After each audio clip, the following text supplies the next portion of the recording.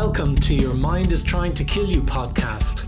Join your host, Alexandros and co-host Vincent Byrne as they walk you through the deepest recesses of the mind and how it operates. They discuss all the reasons why our minds persistently get in the way of our evolution, growth, and our success. But crucially, they also teach you what you can do to change your destiny. And now, here's your host, Alexandros.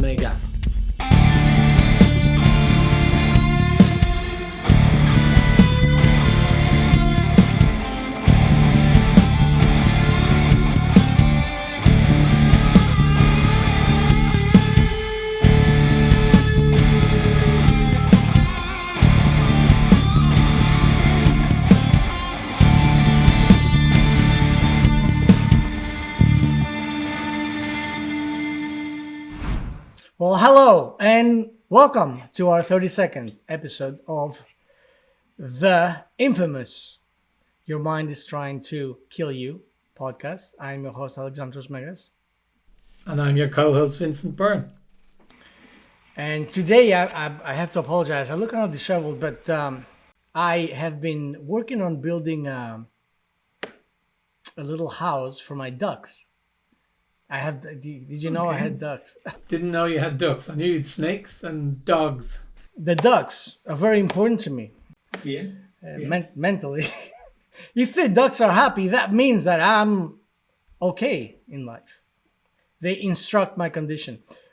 But did you know that the ducks are one of the more positive species out there? Very positive. These bastards, they're just really happy all the time. They wiggle their butts, and at the same time, if you watch, I was watching one today. There was like a fly, flying around, and it goes, Mr. Miyagi just grabs it out of the ether. Yeah. And I was like, holy shit, these creatures are badass, yet they're extremely positive. They're really sweet and nice. And which brings us to the next topic, positivity. Perfect segue. Which everyone who knows me knows I am full of. Well, we'll talk about being positive today and what that is and why it's important. Right? What do you think? Yeah, I think so. One of the things that struck me about it was listening during the week to one of the many books that I listened to, and the guy was talking about the importance of being positive and uplifting in our conversation, that it's too easy to get dragged down into negativity and into gossip and being against things. Whether it's having opinions on the way the government is handling things or the way the boss is behaving or how the company's behaving, that we should always try and bring it around, not to have this happy clappy approach, which is not dealing with realism, but more from the perspective of not allowing your energy level and your vibration to go down, because that has an impact on everyone around you and it has an impact on you. So it's very timely that we're talking about it today. Yeah. As it is synchronicities, you see, we experience them. You and I. Absolutely. And this podcast we're full of synchronicities. Yeah. I thought you were going to say we were full of something else starting with S, but...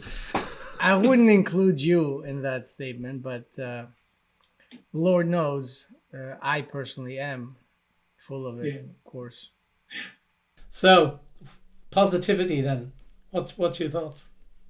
Well, being positive, first of all, we have to define what that is, because in today's society, this has been, of course, as everything else, it's been misunderstood and misinterpreted. Being positive is not being accepting of everything. Okay, being positive is not like, okay, I better not react to someone's words or actions in a way that might hurt their feelings. That's not being positive. That's being passive. That's being Submissive. submissive. Exactly. Thank you.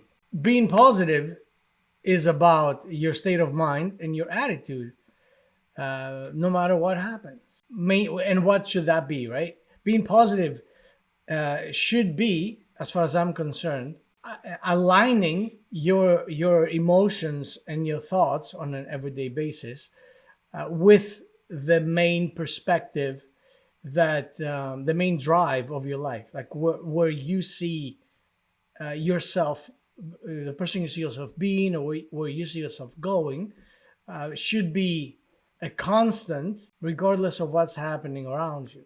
As far as I'm concerned, this is being positive. So is it more about not being negative than being overly positive then? Well, there's no, I don't think there is such a thing as being overly positive, because we're not talking about, once again, being positive is not being, one of those new agers. Yeah, happy clappy. Yeah.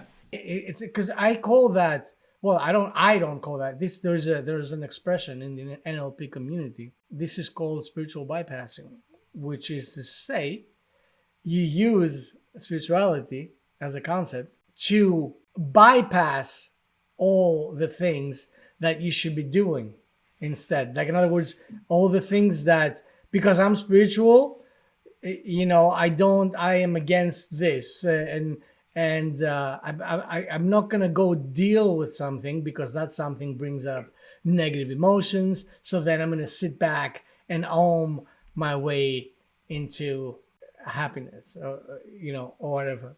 Does this make sense? Yeah. In that sense, a lot of people feel that it's important to completely disregard the feelings that come up.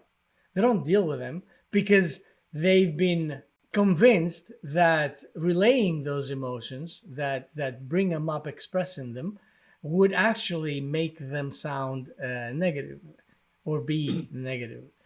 And that's definitely not what, in my opinion, my view, in my experience, not the case at all. Actually, it's the other way around. You see, as far as I'm concerned, the only negative emotions are the ones that we don't express. Okay. Because what happens, right? What happens every time you try to prevent a natural occurrence from happening?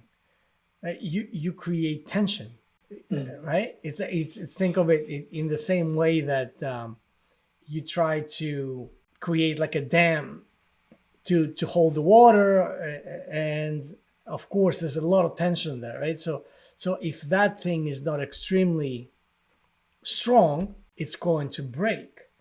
There's always tension. The same thing that happens with the accumulation of gas elements and things like, we create explosions. Things like that happen all the time, and it's the same concept. You can't bottle this because emotional energy is very explosive and very powerful. So it's about acknowledging the facts. It's about acknowledging your reality, and not attempting to misinterpret it or misportray it in a way that is, let's call it, using the word, I'm always very conscious of using this, but unrealistic, in the sense that it's not portraying what is actually there. So it's about calling a spade, regardless of whether it's comfortable or not. And then it's, instead of just wallowing in the negativity that you draw from not seeing the spade and going down and allowing your emotions to go down, you're actually more in a place to say, okay, this is what I'm facing. What do I need to do to move forward? So it's more about that and looking to move forward all the time, rather than be going around with a big smile on your face saying everything is wonderful and there's nothing that I have to be concerned about. Right. Exactly. Now, I would say the second part is actually, when you say to yourself, everything is wonderful, as long as you go ahead and deal with all the other crap, and as long as you don't go like, la, la, la, la, nothing's going on, That's not what I'm referring to. But having to affirm to yourself that what is happening is actually what you need to happen is not a bad idea at all. Like if you're a salesman, for example, right? What do you do? What is the best way to convince a prospect to buy? When someone comes over and says, this product is bullshit.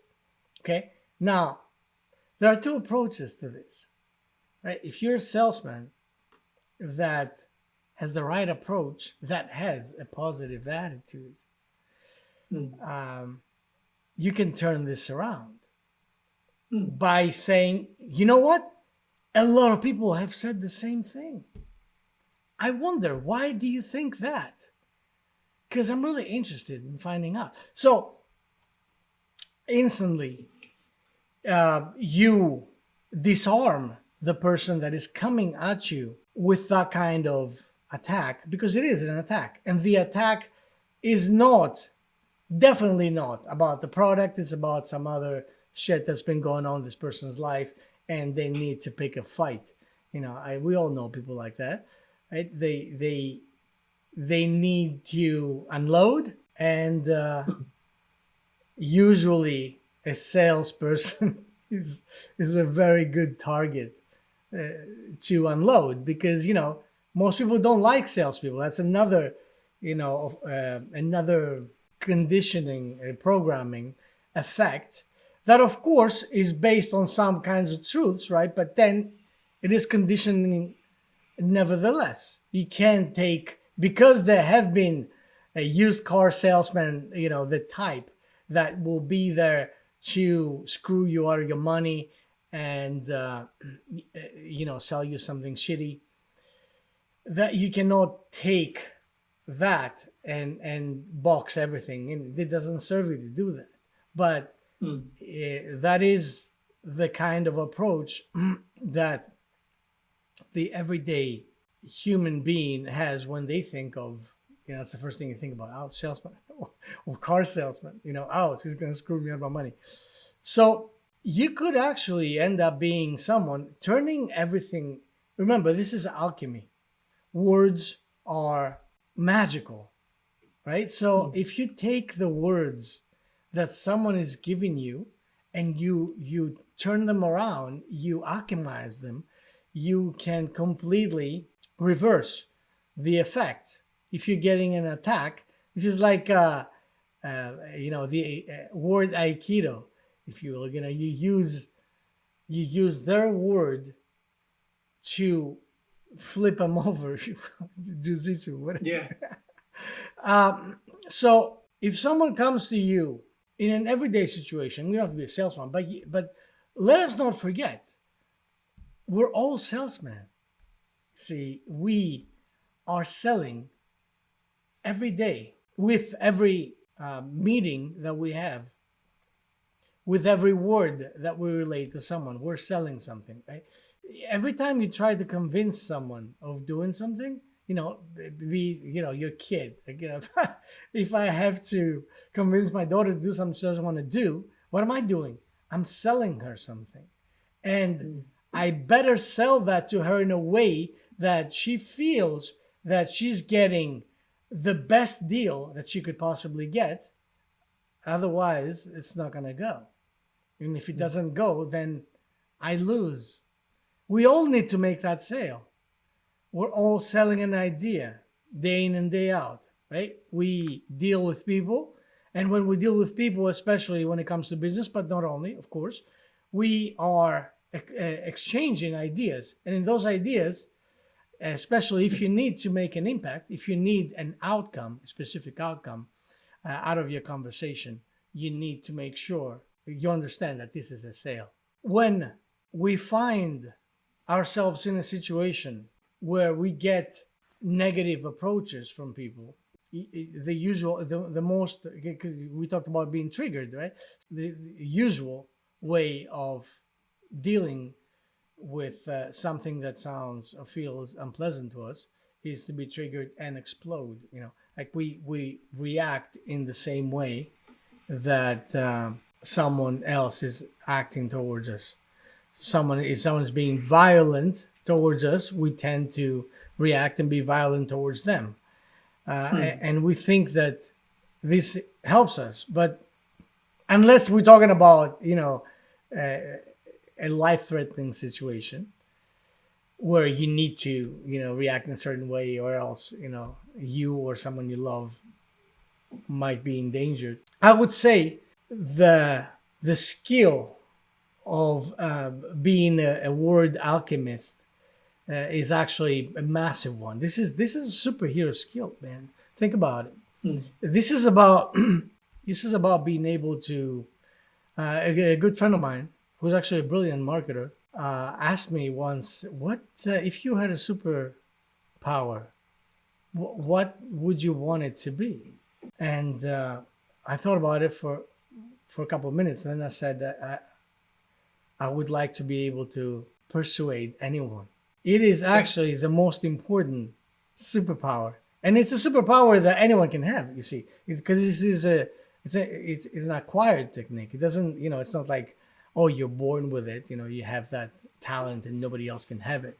So being able to persuade, what is that? That is being able to see what's coming at you, and instead of reacting to it, acting from the point of understanding, from a point of compassion, from a point of knowing that you can't label a human being A, B, C, D, or this is an asshole. Look, this person is so cheap, comes to me and asks to get this thing that is of such great value for, a bullshit amount of money. That's, how dare he?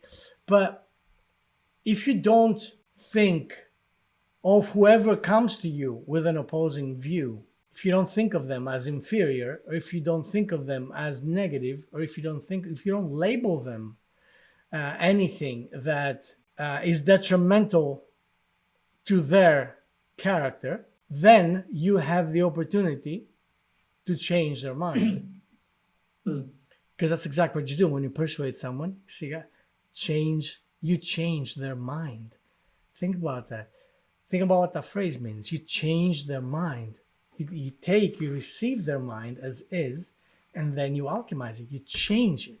You make it something else. You make it something that serves you, and as it turns out, serves them as well. Because if someone gets in a combative mood and comes at you and be like, "Oh, Vincent, what are you talking about? Masterminds is bullshit," and then you be like, "You know what? I totally see your point. You know how many people have told me that? I totally understand your viewpoint here. I see why you would think that. It makes perfect sense. Would you like to talk to me about what it is about it that makes you feel like that? Because I can stand to learn a couple of things. I love that. Thank you so much for this." You see, I guarantee you, immediately with this kind of comeback, you will disarm at least 90% of that approach. Unless the other person is a psychopath, they will be like, "Really? You think so? So you want to hear what I have to say about this?" Yeah, see, because people that have negative attitudes, there's a reason, right? Let's now dive back into our favorite subject, which is what? The subconscious mind. A negative attitude stems from a belief, aka a program, that says you are being disrespected. People think what you think is bullshit. You are worthless. You're stupid. Nobody cares about what you think.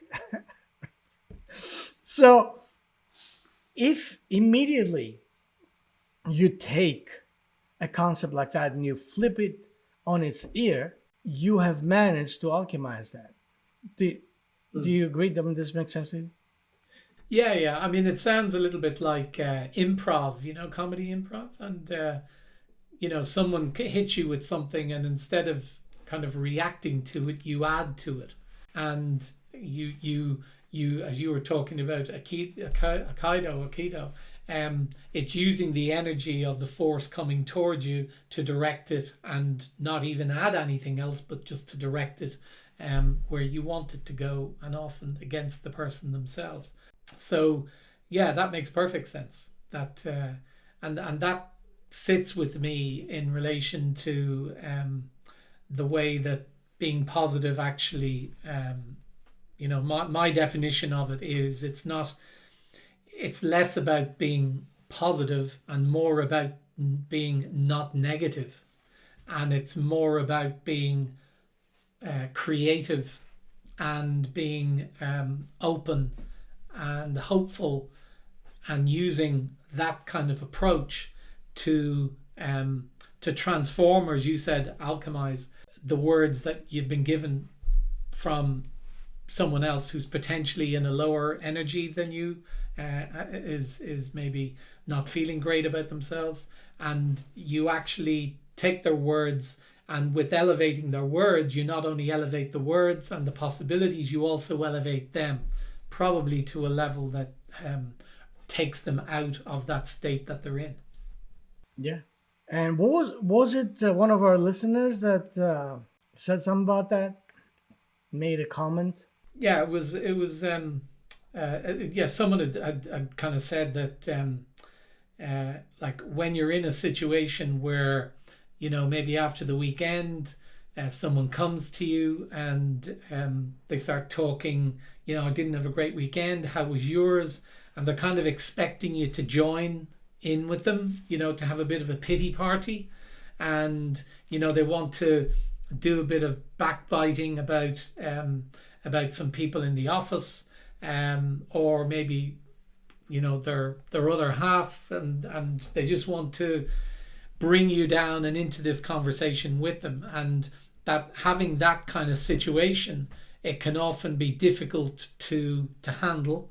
Obviously, one opportunity or one way of dealing with it is to excuse yourself, but another way is to actually, which is more likely to help them, is to take those words and rather than joining them and adding energy to their negativity, to actually engage with them to draw them out of it. So somebody's complaining about their boss, you're going, well maybe he's got stuff going on at the moment, do we know if he does or not? And all of a sudden it stops the person from potentially being disrespectful or being down on this person, and it may cause them to think. And even if they come again and say, yeah, but they shouldn't be going on like that, and they're the boss and they should know better, and again, you can pass up on the opportunity to jump in with them, and instead go out and say, well, maybe we should check on him and just see whether there's anything going on before we say anything further. And if his behavior is just bad behavior, then we'll call him out on it if that is the case, but maybe we should check first. And just with not getting involved, not being negative, you have the power to transform the whole situation. And not just for that scenario, but also to transform the energy and the whole outlook of the other person for the rest of the day. I mean, it could turn their mood around, turn their energy around. Plus, by you not engaging in the pity party and the negativity, it means that you're avoiding a scenario where you're being pulled down to their level too. So yeah, the question was around that, what to do in those kind of situations, so that's one way of doing it, to take it and to question it and just challenge it without getting into an argument, but just asking some interesting questions. Absolutely. Yes. Now, how could we take that even further? This is where your expertise That's right. Because I'm all about I'm only the apprentice here. How can we take this further? I had heard of a story that someone, presumably a psychotic individual, had abducted a young lady, and I don't know, like took her over to his dungeon. I don't remember the details exactly, but what was massively important is that this girl did not, attack him, did not guilt trip him, did not do any of those things that you would expect someone to do. Did not uh, play the victim role either. Um, did not accuse him of anything, did not do anything. You know what she did? She wanted to take care of him. She convinced him to cook for him, and which she did. And after a couple of days of cooking him meals and stuff, she made the guy go and give himself up. I mean, holy shit! You talk about magic, man. This is it, brother. I can't think of anything that could be more alchemical than that kind of thing. Do you see? And this is exactly what we're talking about here. I don't know whether or not this young lady meant that, or whether or not she was extremely brilliant and an amazing persuader. But it doesn't matter, because what matters is her results. You see, the results. You take something. I mean, even if your boss is an asshole, you, by virtue of being positive towards them. See, being positive is not necessarily just about how you feel. It's about what you transmit on the outside. You see, if I can tell you, this has happened to me several times in the past when dealing with bosses that were not the most agreeable people. And they ended up loving me. Now, that's not, and I didn't manipulate them. I actually genuinely... You just cooked for them. I just cooked for them. I made them a sandwich. No, for me, it's evident that every time someone, if you meet someone who's having a bad day, they will most likely be uptight and there will be an asshole at you. Think about it. And a lot of people do have those days, especially the way the world is these days. But it can also, that's the other thing that comes up, and this was one of the things that came up within the question, was that people do this habitually. So we meet at the water cooler every Monday morning and we have a good, natter and gossip about people, and then we go to work. And it's not even necessarily that people are having a bad day or they're bad people. It's just that gossiping sessions have been things that have been going on through generations, and we've grown up observing parents and adults actually behaving like that. So it's kind of like you meet someone for a coffee and then you spend half the time gossiping about something or complaining about something. It's kind of what a lot of people have got into the habit of doing. And I think that's a big issue, the habitual behavior as much as anything else. That happens all the time, absolutely. Now, what is the reason for that happening? I mean, you're saying we have been stepping into the habits of our ancestors one way or another, which, yeah, it's true. That is true.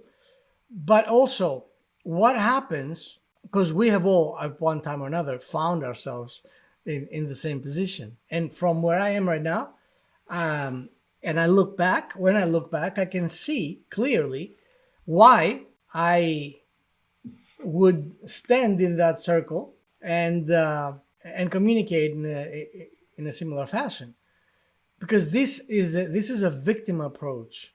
You see, when you feel subconsciously that there's nothing you can do to change your life, you need to find the villains.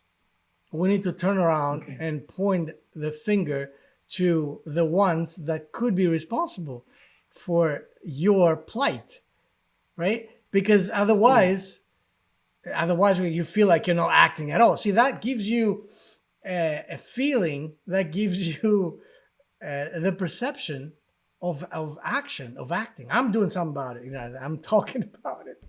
And so because I'm talking about it, I'm doing something about it. I mean, what else can I do? I can't do anything. This person is psychotic. If I say something, they're going to fire me. and I need this job because I got, five mouths to feed. There's always these kinds of inner conflicts going on, and these kinds of inner programming. Every time I find myself being in a position of wanting to gossip about anyone or anything, immediately I realize that I feel powerless. Because I connect, I have these inner buttons that are there, and every time I don't feel good about something, about anything, it doesn't matter what it is, with the exception of having had Taco Bell, that kind of not feel good, I don't link that to my emotions. But every time I don't feel good about something, immediately I know that it's my doing. See, that is my own reprogramming. It's part of my reprogramming to be able to sufficiently address what is going on. Because I know that if I can't address this, nobody else can. There is zero need to talk about it, to bitch about it. There's only doing something about it. Right? And there's always something you can do about it. Even if that something is meditate, take a deep breath and be like, what if I were to die next week? And it's just to me, I go into extreme spaces, like mental spaces like that. What if, a month from now, I was told that I only have 3 weeks to live? Would that problem be the problem that I'm facing right now? How important would it be, You get on your stoic vibe. Yeah, of course. I mean, I'm Greek after all. It's like you can fight millennia of DNA conditioning.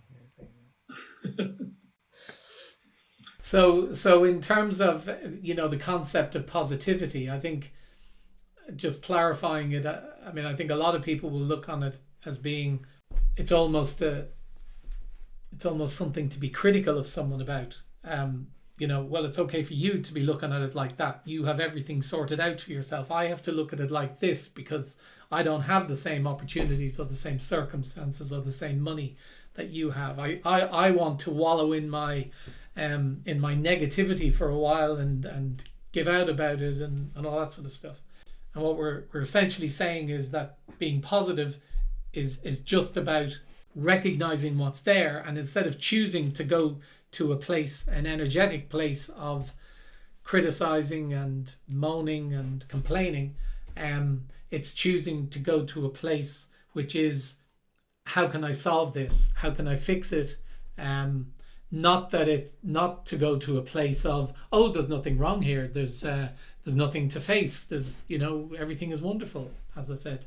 It's more recognizing it and challenging yourself to find a solution or find a way to move forward or find a way to just see the situation with eyes which are glass half full as distinct from glass half empty. But why, though? Why is it good to do that? You see, the most important thing, I think, in this case to be aware of is the fact that, someone can say, oh, it's easy for you to blah, blah, blah, because you are in so much better a position than I am. Even I feel, sometimes I feel like that about, when I see like a guru type person be, all centered and serene and preaching about how we can be the best of ourselves. But I feel like, it's just, dude, come on, but it's my programming. This is my programming talking here. It's like, what? Because I reflect. I need to reflect my own personality onto that person to feel better about myself. You know what I mean? And it's like, because you're not rambunctious and you're not being like, what? I can't see you being like so calm all the time. Like a Hindu cow. No, it's to me, sometimes it kind of like it gets to me because the inner translation, the subconscious translation for me is, dude, come on, be a human being. I don't need to see you be, like Jesus. Be real. Yeah, be real. Be real. Exactly. Yeah, be real. Yeah. So, but it's important to realize that this is definitely 100% my programming that says, why should this person be anything different than what he is, right? That doesn't mean that what he's saying is bullshit, nor does it mean that only if I act, if my behavior changes to be exactly like his, I can achieve the same thing. No, there are no conditions there when it comes to this sort of thing. I need to understand that if I choose to have a shitty attitude about what's happening right now is going to get worse. Not only is it going to be solved, you see, not only am I doing it, service, at least, if I bitch about it, I'm going to feel better. No, ultimately, of course, there are the moments where you need to express yourself and motherfucker. and then, of course, after you do that, you get a different perspective. But you have to allow yourself to step into the different perspective. If it's not serving you in any way, it's not serving me in any way to become bitter about a situation because I feel that to be real, rich people are there to screw us over. You know what I mean? Like the banks are fucking psychopaths. Yeah, and don't get me wrong, that may be the case. That may not be untrue. But the question is, how does it serve my situation to stick to that, right? How am I being served? Let's say that there's a thing, and I was thinking about that the other day, where there are laws that are ridiculous that have been established in the past, by which a banking institution has the ability and the right to lend you money without ever possessing the money. In other words, a bank can come and say, well, Vincent, what do you need? You need 50,000 euros? Here you go, my boy. Yeah, of course, with nominal fee, interest, whatever. They don't need to have that money. They can lend it to you without having it, which to me is insane, right? Because you can't do that. I can't do that. Nobody can do that. Nobody else, rather, can do that. So this is a truth that is crazy. It's insane. But when I am in a situation like that and think of this in that kind of fashion, how does it serve my situation to bitch about that sort of thing? How does it serve me? Is what I'm saying or is what I'm feeling going to go up against these crazy, ridiculous laws and make them non-existent, or am I going to make them void when it comes to me? Because I know the truth. You can't play that shit on me. No, the bank is going to be like, oh, I'm sorry you feel that way. Perhaps you can find somebody else to give you a mortgage.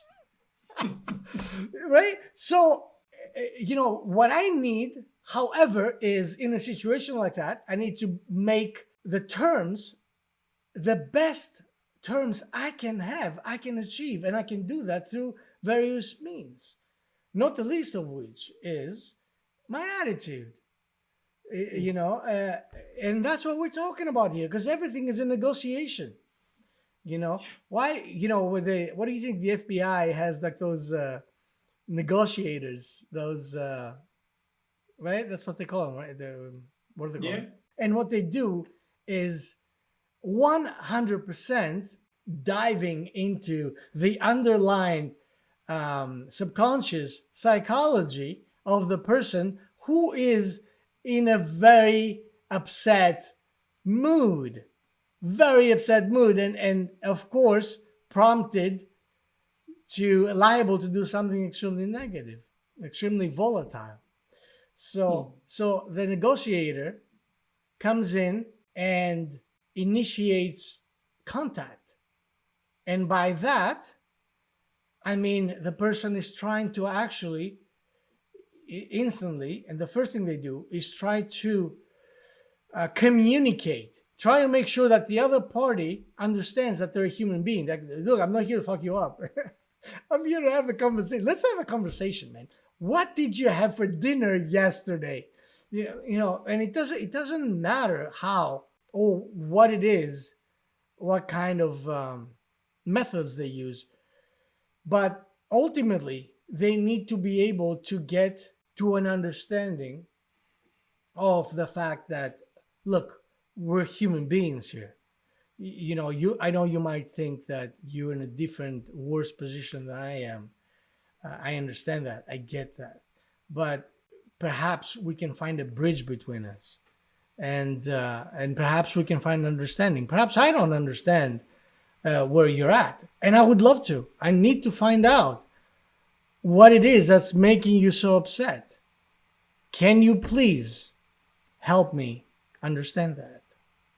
There is no way, again, unless you're dealing with a completely warped and psychotic mind, that someone won't respond to that. I think even a psychotic mind will respond to that, actually. Yeah. What's your view? Yeah, I mean, I think the that concept of negotiation is actually quite an interesting one when it comes to the scenarios we talk about, because in essence, when you do have someone or even your own inclination to be negative about something, it could be something, as we talked about triggers a couple of weeks ago, it could be something that triggers you when you're watching the news and you find yourself getting angry about something that you're seeing in front of you. And unless you catch yourself and start to change the narrative, the likelihood is all that piece of benign information that has been beamed into your living room will actually leave you getting angry and frustrated and low energy, and probably cause you to have maybe a row with whoever you're living with, possibly not sleep very well, and maybe go into work the next day and not feel very good about yourself. So the idea that you can take narratives even from the TV, and rather than react to it, actually just ask some questions about it, which allows you to take that space in order to elevate what you're hearing and what you're seeing to a place of either saying, no, I choose not to take this information into my brain because it's not going to serve me, or I choose to take this interpretation of it, which is an interpretation which does serve me, and therefore that's how I'm going to deal with it. And then obviously if you're in a situation with someone on a one-to-one or with a group, and as you say, there's, whether it's a sales situation, whether it's a discussion with an employee or even a friend where you don't see eye to eye on something, again, if you go into it from the perspective that this person is trying to get one over on me or trying to bring me down, then you're more likely to go into that trap. Whereas if you can allow yourself that extra space, take that extra breath before you respond and really think about what you're going to say, the likelihood is that even the most disastrous or threatening situation can actually be turned around into a very positive conversation. So that's what I'm getting from this, that's what we're dealing with. We're dealing with a negotiation and the tactics of a negotiator when we're dealing with this kind of stuff. Absolutely. And ultimately, we don't have to be dealing with another person to use these skills. Yes. Dealing with ourselves, actually, the most we'll need that kind of skill, I believe, is dealing with ourselves. And how do we do that then? Like, in what classically is the way to is the way to deal with ourselves when we start getting into conversations and getting ourselves worked up and angry. We need to start asking questions. Why am I feeling like that? Or, if it's easier, you can talk to yourself as if you were another person. Why are you feeling like that? You go in front of the mirror, like, why are you feeling like that? It's kind of strange. It feels, I understand that you're very frustrated right now. Why are you frustrated? And then, you can allow the other person being your real frustrated side will respond, because actually this is a hypnotherapy, very amazing hypnotherapy technique. It's called parts therapy. In parts therapy, you can have any part of you who is participating in whatever situation, even like a disease part of you, like if you're the cancer, right? And you're having a conversation with the part of you that is diseased. And that part, you will assume that they have consciousness in and of themselves, which actually I believe is entirely correct. Every part, every cell of who we are has its own consciousness. And it all expresses itself as that totality that we are. And again, to me, this is a great metaphor for the universe versus us as individuals. See, we can in many cases we cannot view ourselves as part of the whole, because it feels so real that we are separate, right? Because that's our perception. But so would the perception of the individual cell would be that they feel that they are separated from one another. And the cell would need some great understanding to get that what I do right now, my action, the way that I act, is going to affect all the other group of cells, and perhaps we can make the whole organism go out of balance, or the opposite. So what I do as an individual is not just done for me, it's done for everyone. And that is a concept now we just kind of like shifted into a different perspective, that if we place ourselves outside of ourselves in any situation for just a little bit and realize that we are just not alone, we're not by ourselves, energetically we're all linked, and everything we do and the way that we act affects everyone else. Isn't this, in a state of meditation, something that can actually bring you back into your inner balance? Because it's a certain imbalance that says, oh, things are happening like that, and I'm pissed off because they shouldn't be the way that they are. Things should be different. And so we end up becoming extremely frustrated because we think that someone is doing us wrong, and that someone being the universe or I don't know, the next door neighbor, your spouse, your kids, what have you. But ultimately asking the questions, why are you feeling like that? Vincent, you get up in the morning and you have your shitty attitude as per usual. You go in front of the mirror and you're like, dude, what is the matter with you? Why do you feel like that?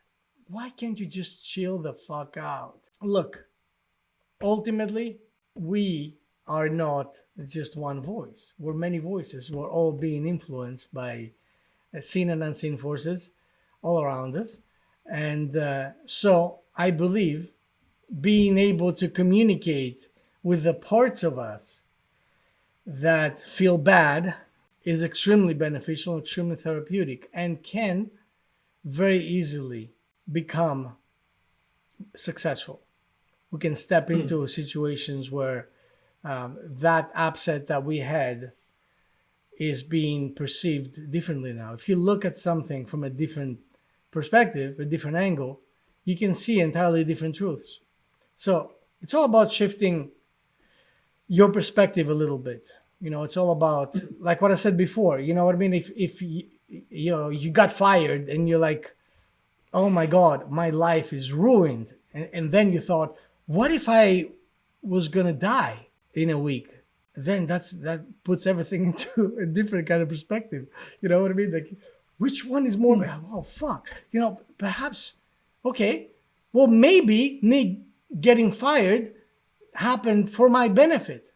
Perhaps I didn't fit there. I mean, am I upset about losing that shitty job? Or am I upset because I think that I won't be able to support myself and my family? You see, these are all questions we can ask ourselves. And by virtue of asking ourselves these questions, we can step in totally different kinds of emotional and mental capacities that can help us both escape the seemingly horrible situation and get it to be a lot better.